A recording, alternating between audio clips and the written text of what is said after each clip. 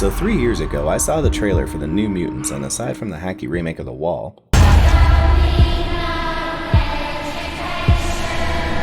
I thought it looked interesting enough to make me, a guy who disliked the entire MCU, get the teensiest amount excited. It was an X-Men property, but it looked fresh beyond recognition. It looked like a horror film.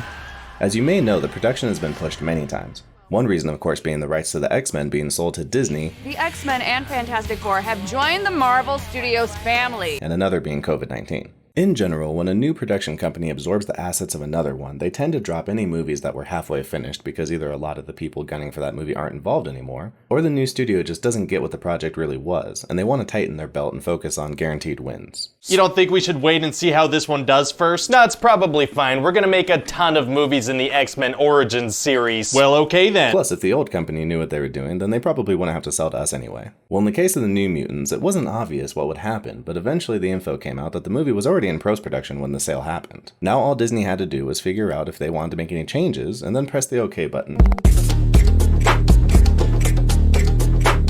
Unfortunately, if you look at the new trailer, the horror film aspect has been pared way down in favor of a safer and more traditional X-Men experience. At this point, I'm not even sure I'm going to see it since it just looks like another reboot of X-Men First Class. Steven Bear! Let's play a game. And it dawned on me that this isn't the first time I felt this way. When I first saw the trailer for Rogue One, I thought my dreams had come true with a gritty war movie set in the Star Wars universe, and once again, that movie, after testing with audiences, underwent changes to pare down some of the off-genre aspects. But what genre were they off of? The Star Wars genre. Just like the New Mutants looked like a departure from the superhero genre. For as many superhero films as we've had, they all feel so similar when you watch them. They have long ago become a whole movie genre by themselves. Disney wanting to possibly make the New Mutants more palatable made it fit into this tried and true style. So we keep getting the same bland stories told the same bland way. I just feel like Star Wars is largely, this is a pet theory that I think almost no one agrees with, but I think Star Wars largely took off to the degree that it did because of the art and costume design and score, more than the script or acting or editing or any other craft element. I think Star Wars and superheroes have lost their story charm, and that horse can only be beaten so many times. So what could possibly get a cynic like me to care about future titles in those categories? Going genre. We already have some good examples. Logan is first a modern western that borrows from films like The Unforgiven. I mean, hell, Shane is directly referenced in the movie it basically borrows the formula for. Joker is a Martin Scorsese-esque film crime drama with constant comparisons, good or bad, to The King of Comedy and Taxi Driver. And The Mandalorian also gives us a break from the damn Skywalker family and takes us on a western/Ronin-style adventure, with obvious comparisons to Zatoichi. What do all these projects have in common? People like me actually care to watch them, and they had critical success. Star Wars fatigue and superhero fatigue are for sure setting in, and believe me, they won't be able to keep it up as is forever. People give me about Jar Jar Binks. They say, oh, this is stupid. Well, you happy I'm gone now? You don't have Daddy to kick around anymore, because this is what you get.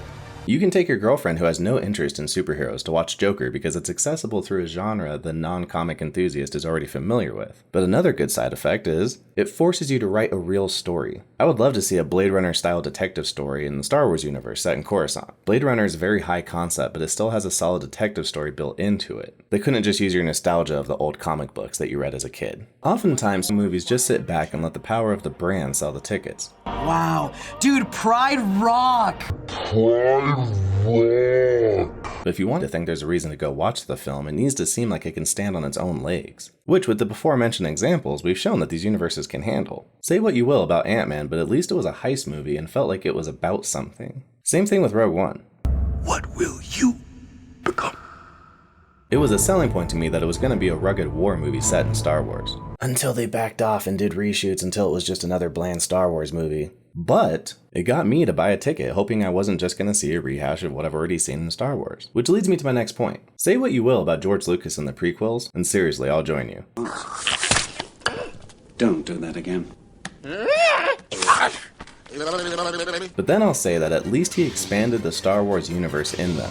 Now, pod racing is every bit as authentic Star Wars to me as Death Stars. Generally speaking, although terrible, the prequels weren't just a rehash of the first 3 movies, like 7, 8, and 9 were. When they finally meet face to face, they exchange some words, and only the one with the red lightsaber makes it out alive. Loved ones scream no like this and start shooting up the place.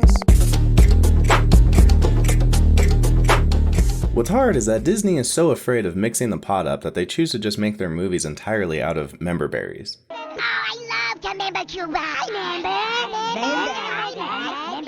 So when a new creator comes on scene to make a screenplay, they have to first fit in X-Wings! Death Star! Grand Moff Tarkin! TIE Fighters! and that's partly because they only ever want to tell the Skywalker saga. So I propose they leave the Skywalkers alone and tell more genre stories like The Mandalorian instead.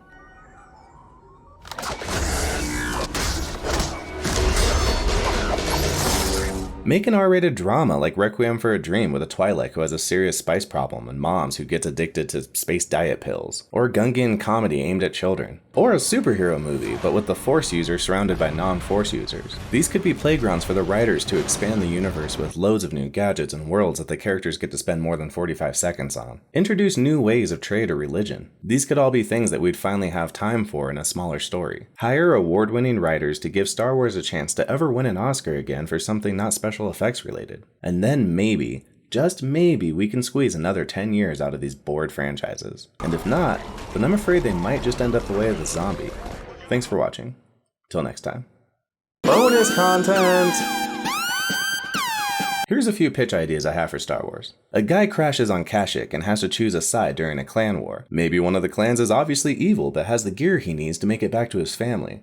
Will he choose the right side? Will he make it home? Find out in Blood Claw, a Star Wars story.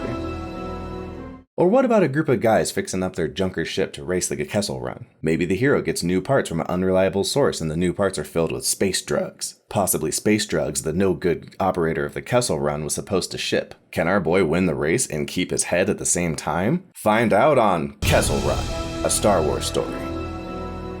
And what about a heist movie set in Coruscant? A criminal from where the sun gets no purchase climbs to the top to steal the most credits ever stolen in one job. He builds a team of old comrades with varying levels of bitterness from old betrayals, each of which possessing unique skills that make the robbery possible. But will our hero be able to overcome a major setback when they're recognized by the head of security? Find f***ing out. Ocean's 14, a Star Wars story. Robert Eggers is a writer, director, new on the scene with 2 matches and 2 wins under his belt. In 2015, he wowed us with The Witch, a terrifying horror piece that was notable especially for having extremely well-researched dialects and set design. Let us leave the fort.